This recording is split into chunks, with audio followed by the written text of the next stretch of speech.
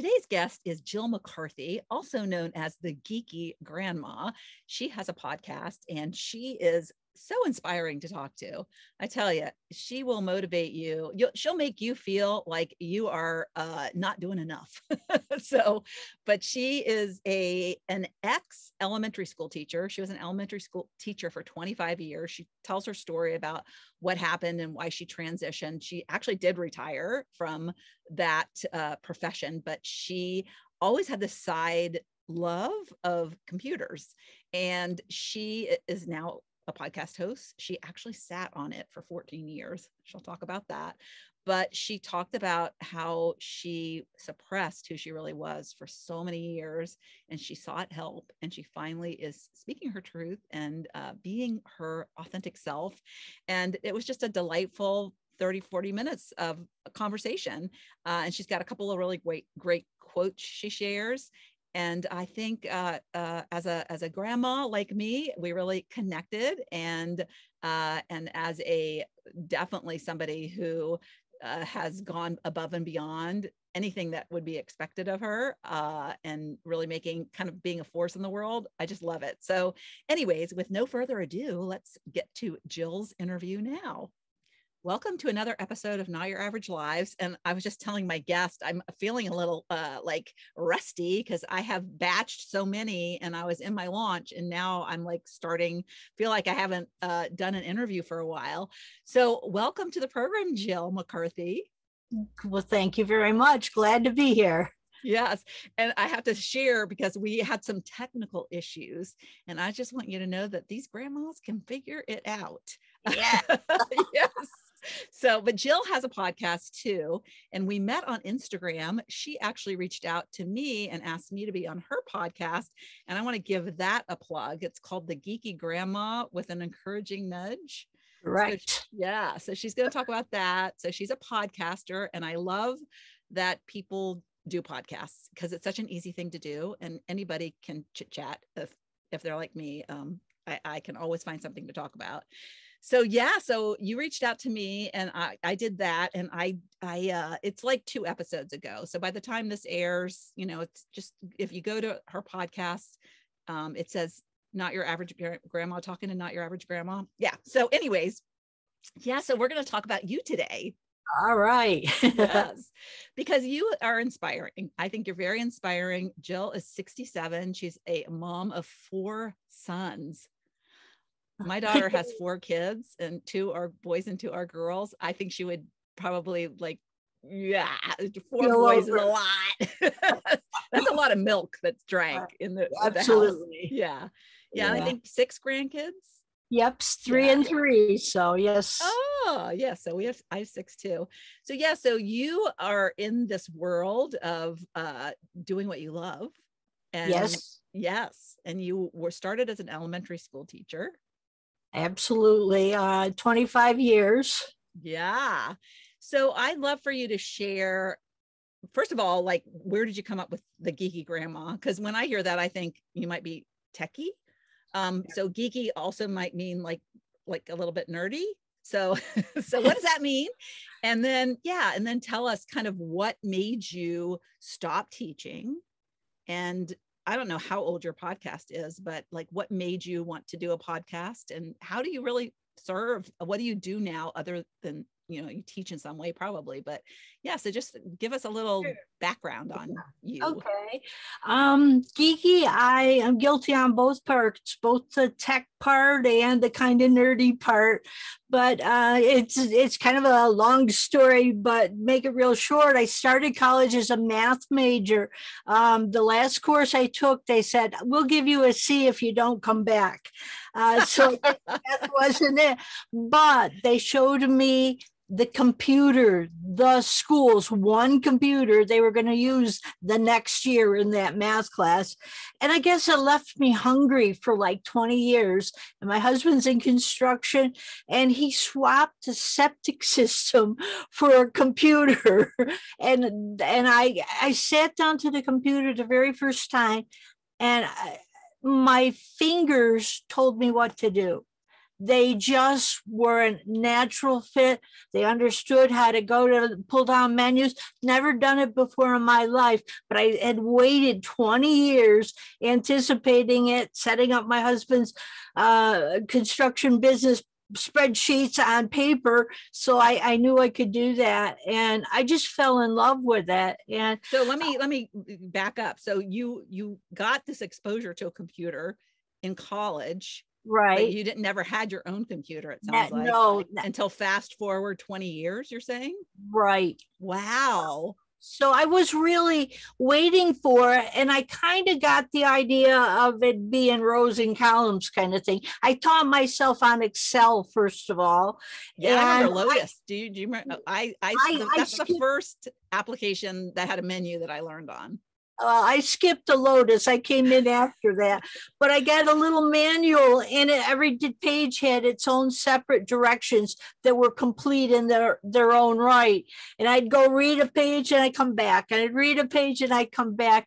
And when I was raising those 4 kids, while many of my colleagues were already on full-time jobs, I learned the skills, the computer skills, and I practiced on my husband's business, so that by the time I got to school, I actually knew more about computers than they did, even though they'd had a few Lotus classes along the way. And I had so much time to practice on it, and it just came very naturally to me. And so what grade did you teach?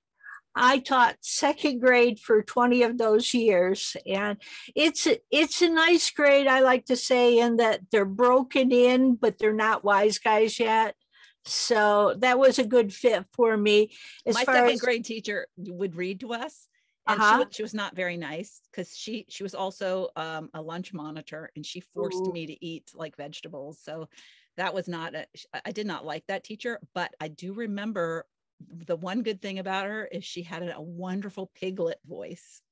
so I loved Piglet, and she would talk in this Piglet voice. Isn't that funny, the things we remember? Just right. 2 extremes about her. She was not a nice teacher. I remember my dad and her had a conference, and my dad was an assistant principal, and my parents were normally kind of like, back to the school and the teacher, and the teacher's right. But she was so mean to me for some reason. I think I bit my fingernails, and so then she gave me a bad grade for that, whatever a bad grade is. And in 2nd grade, I think you get numbers. They had habits, and if you're good, then you got a 1. If you're bad, I got a 3. And so anyways, we get back to you and your experience, not about me. So you were doing this teaching thing, and then at some point, about 10 years in, all of a sudden I realized it wasn't a good fit for me. I could do the teaching, and as far as grades go, I had as good as they were going to get, but my heart was just kind of longing to do a little more. I was very active in church, and of course the church part of me had to go, in my locker, and I couldn't bring it out in the daytime, and that was frustrating to me.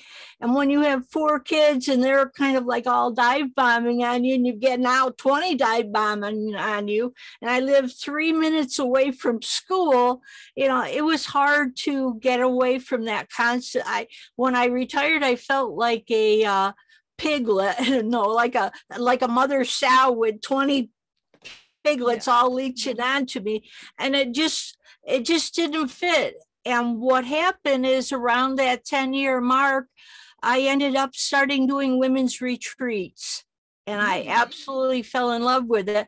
I took my geeky skills, which then I had taken on to graphic art kind of things, and I'd make pamphlets for these retreats and flyers, and I could create all the lessons I wanted to teach I had the teaching experience. I just changed the subject matter, and I fell in love with it.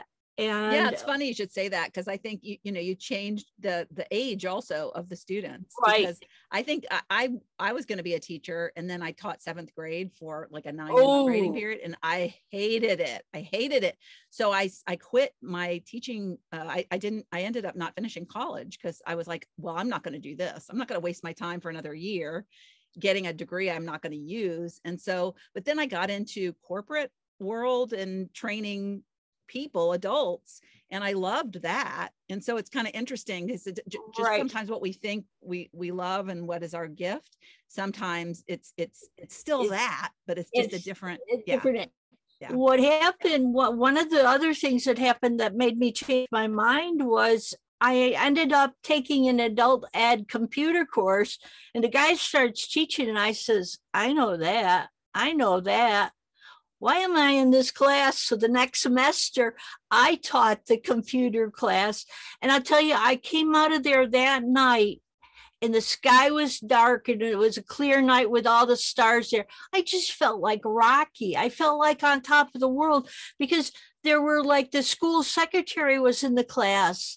And the next day she used the skill I taught her in her work. You know, the district superintendent ended up taking my class, and along with the business manager of the school, one of my later classes I taught, you know, and I could see the results faster, I think was part of it. And I was teaching something I loved. I mean, I can teach a math lesson and kind of make it look like a magic trick, a little sleight of hand in it.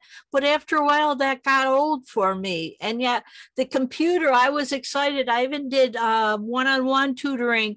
I had a lady in her 80s I was teaching. And I knew when she was going to get excited. I knew how to teach it in a way that would thrill her and also take care of her fears. And that was a thing I was really good at, was I could walk them through that safely. And so that's what happened. Definitely a servant when it comes to that. So they're still teaching, but just in different subjects and different people. And I just kept working. I did about 10 retreats around that year 2000, a little before, a little after. And then it was kind of like, put your head down and get out of here as fast as you can. And I got a break to be able to get out at 55 I had only 25 years in. Usually you need 30. And I had a 1-year window of time, actually 3-month window of time to go in on that. And I was able to tell me about your, when did you decide to do the podcast? How long has that been running? And I always like to say, I feel like people either have a book in them or they have a topic that they love to talk about. And if you don't like to write, which not everybody likes to write, and writing a book can be quite an arduous process, you probably like to talk. so like you can do a podcast or a book. What do you want to do? Well, the writing came a little more naturally. I started the podcast about almost 2 years ago.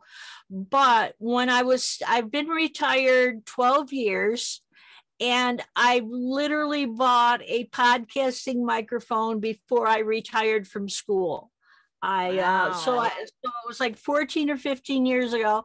I had a book about it. You would have been like one of the early people if you hadn't sat on it. I sat on it for 3 years. So I had a book that I kept opening it up and it'd say RSS feed. Okay, I don't know what an RSS feed is, but by the time I actually did it, it was a lot easier than the book I said. And I'm a person that had to work a long time to get my voice back. That was one of the things that I've reclaimed. And personal development I've been really studying it for practically 50 years. So tell me what that means to you, get your voice back. Oh, I mean, you didn't lose your ability to speak, right? No, I didn't, but I have an extremely sensitive nervous system, and I end up finding out I'm an HSP and a empath and all of those kind of things. And what I would had was whenever I got afraid or nervous, I stuffed it into my bones and into my muscles and into my nerves. And I literally just did that for probably 35 years, just constantly. And I literally gnarled my whole system up, and including a lot of it went in my throat. When I was in school, I would get laryngitis by the first Friday of school. And I ended up having to I used the Hall's cough drop in my mouth for forever, so much that I ended up losing my upper back teeth because that's where I would hide it so I could still talk. And I have a melancholy, kind of a quiet nature. So speaking up doesn't come naturally. That's kind of funny why I ended up getting the gift of doing retreats. You wouldn't have thought that of me. Matter of fact, some people looked at my flyers and said, no way would you do that. Then when I got up there, they said, oh, I guess you can. And I've worked easily 30 years with a therapist. I've used network chiropractor. I've used physical therapy on top of all the reading and podcasts and everything else webinars that I've heard over the years.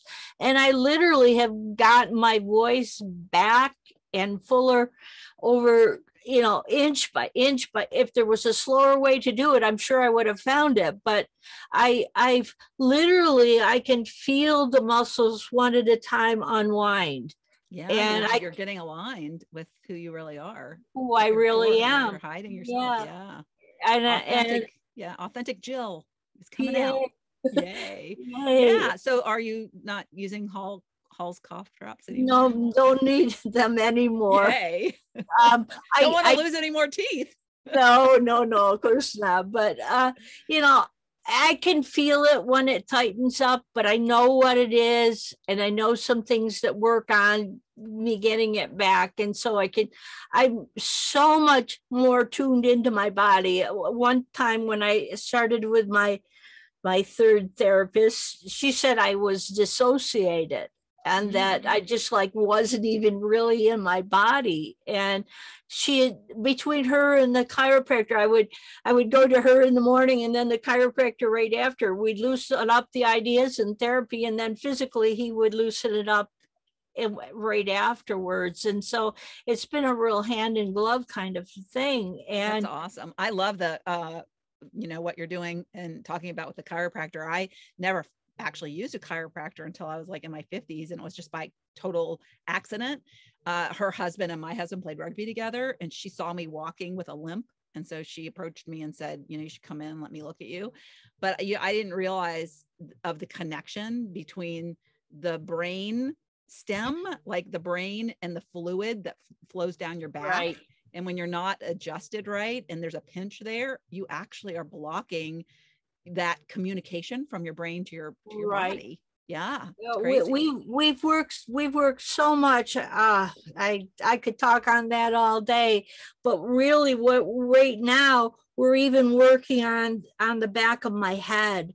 And it's just amazing. But they've tuned me so in that I can tell them exactly where they need to look. And, I would do EMDR with the therapist, and that a lot of that is, where do you feel this in your body? And, when you practice it for a long time, it's a lot easier to do that. And I had my chiropractor on as a guest a long time ago, actually. And I just had a chiropractor appointment on Tuesday. So I now go for every 6 weeks I go.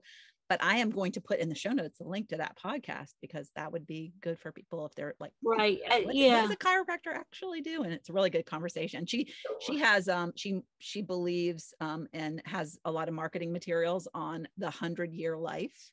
So it's all about teaching people how to live past 100 in a vital, healthy, active way. So, all right. So let's get back to you. And one of the things that I wanted to ask you is because you talked about personal development and doing it for so long, and that you're really an avid follower of, you shared a couple quotes, which we'll get to in a second, that I love. And when you submitted to me your bio, so who, if you're have been into the personal development space, who has inspired you the most?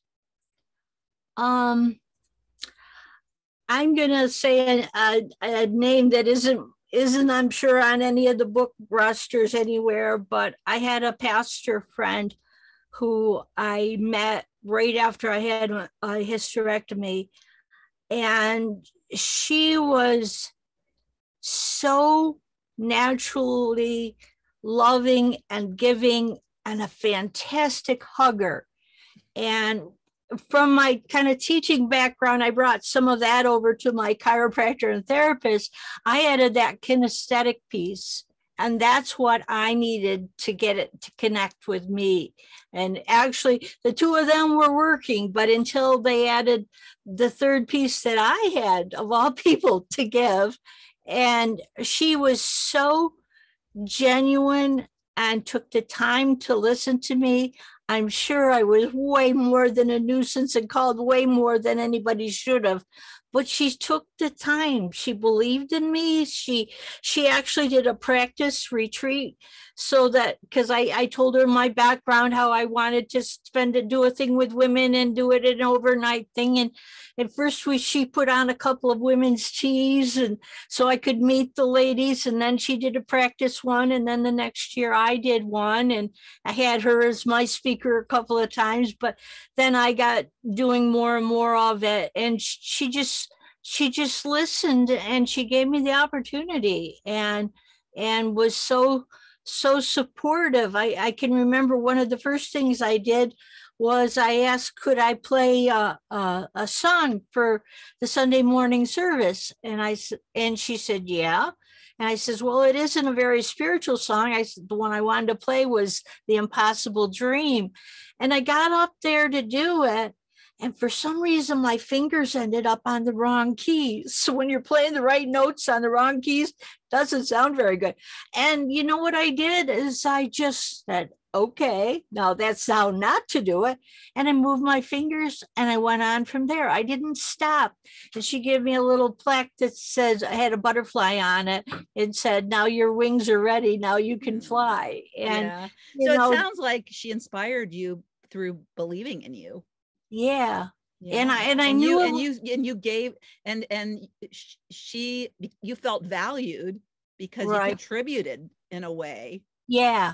And I want to speak to the kinetic thing because I just learned about this and got a little taste of an NLP practice, but right. Which is neuro-linguistic programming, and Tony Robbins uses yeah. NLP. But there's 3 types of way that people like best communicate and experience things. And I don't know if you've heard this, but and so we have a nature about us, and one is audio. Some people are audio. They want to. You can tell if you're audio if you prefer like audiobooks over like reading books, right? And then another is we're a very audio-ish world right now, though. So right. Just because you do, like, I listen to audiobooks, but I only do it for speed. I much prefer like getting the book and like highlighting it and stuff. And then there's visual. So when you tell a visual person, because when you ask them something, they like they might look up, and so they're trying to picture it in their head. And then there's kinetic, which is what you are, and that's they feel things. So that's you're talking about empath, and there's a lot of motion around things. So when you experience something, so if you're asking somebody like, "What are your dreams?" So some people, they should have it on audio, play it and listen to it. Some people, vision, they should write it down. They should have a vision board. Then the kinetic person, they might have a vision board, but they have to like have the feelings, like maybe the words on the vision board and things like that. Yeah. So I thought it was so fascinating because I do that. When I read a book, when I used to study for exams, I would like remember exactly where it was in the book. Yeah. And so I think that's one reason why I can tell that I am a visual person, is because I still like the feel of books and the reading and seeing the print, I don't really read picture books anymore, but I do remember when things have power to me, like I remember exactly where it was in the book. It's crazy. Yep. Yeah. So you're, I don't think, I don't know what the percentages are, but I don't know how, I think kinetic people aren't as popular or as, I don't think we've tapped into them. I think there may be more, and I call it more kinesthetic. or some people use kinesiology to Right. build on it. And I happen to have a photographic memory also. I learned that one day with a substitute teacher in school. But what happens is, I don't know if you've ever heard of attachment wounds. We came from parents that lived in the wartime, so they were very, very basic, and everybody stuffed their feelings in. Yeah, I was gonna say And that. so they may have been at a point when they couldn't be touchy-feely when we were little. That doesn't mean they threw us in a garbage can. It just means they weren't. Some of us needed more of that physical touch. And they were uncomfortable probably with the expression of feelings. And so if you started to feel something, they would like say, no. Yeah. So if that wasn't there, then you can get a developmental, I call it a developmental attachment wound. And it happens to be, I taught elementary school where we had to learn about child development. So I know I was trained in those early developmental things. So when I work with a woman more our ages, somewhere in between, I know exactly where to look, because most likely that's the piece that didn't get the attention it needed. Our parents talked to us, and maybe things had some brightness around us. Chances are it didn't, but that touch may well been, and it can work easily. And that's how I do my retreats. I do it a very interactive, hands-on. My lesson is built into the physical project that we're creating. Yeah. And so as they create, they learn. Yeah, I see so much of why you were unable to, why you had throat problems, because you were afraid to show your feelings. It's that's so great that you've learned that. So tell me, do you remember the quotes, or do you want me to pull them up? So, you can pull. I know one of them. I don't know the other one. Yeah. So one of the quotes that Jill shared with me that she loves, because I send out this questionnaire, and so it gets people thinking about what we're going to talk about. So one of the things that I asked you about is, we would talk about, some people think it's too late, and that the changes are too much. It's like what I have to do to be where I want to be is so huge that I can't even fathom that. So you have this amazing quote that you shared, which is, a journey of 1,000 miles begins with a single footstep. Yeah. I think that's an old, maybe Chinese or somewhere back there a long way. And you can also use eating an elephant one bite at a time. I had a poster. I like that. Yeah. And that's it. So much has to do with just taking that first motion. And a lot of people, you want to even say, before today is out, do something that gets you in this direction. It doesn't have to be huge, but if it just stays in your head, it doesn't go anywhere. It's just like a monkey chasing its tail. It just doesn't go anywhere. But you have to start. And maybe like me and my podcasting, I bought the microphone. I bought a podcasting book. Okay, so it took me 12 or 15 years till I used it, but it was visceral. I could touch it, I could feel it, and it kept me thinking about it. And you want to put that out where you're going to see it and trip over it, and just keep taking it in as a listener if you can't do it yourself, and just keep going that way. Yeah. And then you shared another one, which I will have to pull up. And that I can do that one. You can do that one. Okay. Yeah, that's from Stephen Covey, and that's called Begin with the End in Mind. And I don't know if you've ever read Stephen Covey, but he's the 7 highly effective habits of people. And successful people. Successful people. Yeah. Yeah. I used his planner. I mean, and when I worked at AOL, they brought I forget, it was the Covey way. I mean, I forget what it Right. was, but he had a planning system, and Right. and yeah, they brought Right. people in and we learned it, and it was great. Well, you may not believe this, but I actually taught my second graders that begin with the end in mind. And what I did was the very first day of school, I had them close their eyes. And I said, I want you to think about the very last day of school.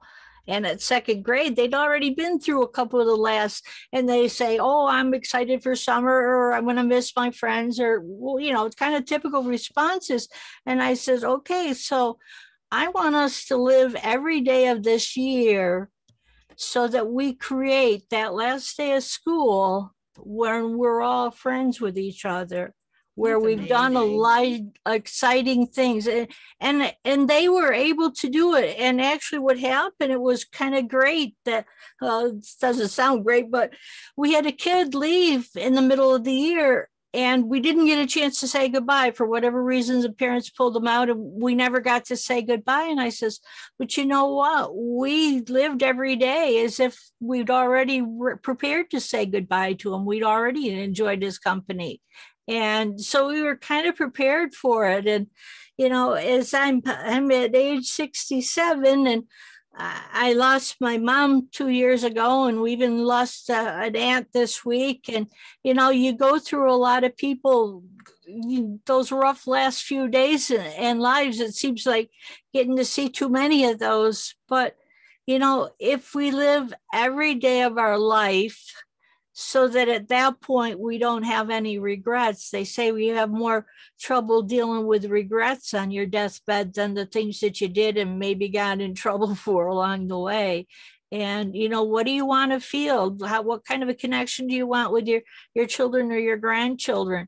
Is there something in your heart that you want to do that you haven't done yet? And one of the things that I did at one of my first retreats was the phrase, the desires of your heart. And we asked people, what would light you up? And so many women, especially my age bracket, they've spent the time raising their kids. Maybe they stayed at home, maybe they juggled home and kids, and they've taken care of everybody else wonderfully, but they always put their needs on the back shelf, and they can't even say them out loud because there was no room for it. And generations before us, they were just trying to survive, let alone get a chance for their dreams. And I work with recently retired people, and I went, what do you still want to do?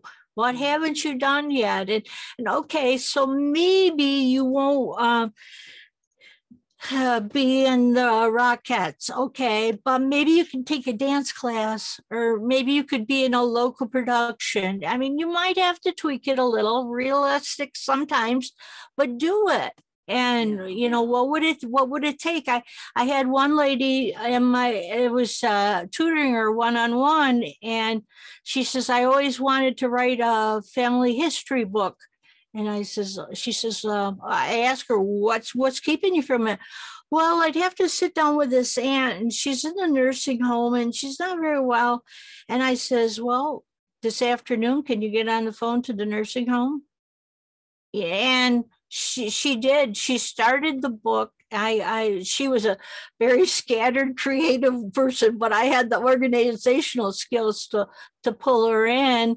And she started the book, and she got through, I don't know, 6 or 7 chapters. And then she stopped and wrote a children's book in the middle. But, but sometimes that's that first journey of 1,000 miles with a beginning step.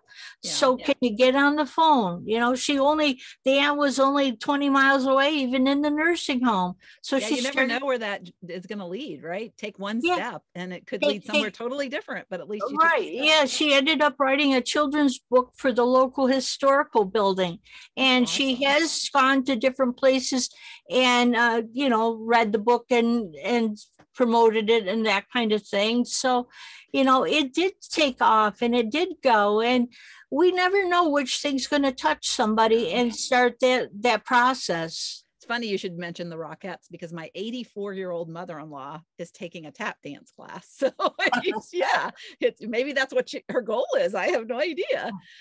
So let's wrap up and close out. But I just think you're so inspiring that, you know, what I love about you is that you've never given up on yourself. You've always been searching and always determined to figure it out and to live your best life. So, and the whole thing about begin with the end in mind, so often when we hear that, because I've heard it 100 times, but when you presented it to me, I was like, oh my gosh, I don't think we ever think about that in terms of our whole life. In terms of our whole life, we think about a project. We think about, when I get to that dream, that's my goal. But think about it as your whole life. What do you want at the end? And that's one of my platforms is I don't want anybody to be in their deathbed, like regretting something they never did. And so, but if you start at the end and you think, when I'm laying there, what do I want to be thinking? Do I want to have like lived and taken the risks and done the things? Or am I just going to coast? So that's so powerful. So what last words do you have for my audience? I'm going to say persistence and patience. Not giving up, but it may take a while, and that's okay too. So yes, persistence and patience and possibility. Because there's so much out there. We persist, but sometimes we give up because we think it's not possible. So if you cling on to that possibility, if you want it, it's possible. And so it's just there for you. So you just have to add a little belief into the mix, and it's amazing. So thank you so much for sending me a message on Instagram. It's been delightful. And I will definitely link up to my episode on your podcast. Okay. And great. Yeah. So, all right. Take care. All right. Take care. Bye-bye. Thank you so much for tuning into the Not Your Average Lives podcast. If you haven't yet, make sure to subscribe on iTunes if you have an Apple device. You can find free resources and learn what else I have going on at the moment that might interest you on my website at notyouraverage.grandma.com. You can also find me on Instagram or Facebook at Not Your Average Grandma. If you liked this episode, it would make my heart so happy if you could leave me a 5-star rating. You can also add a review to let me know what you like about this podcast, which will help spread the word about it to others who need a little midlife inspiration. As always, be you, listen to your inner voice, and focus on reigniting that lost spark so you can start living your own Not Your Average life.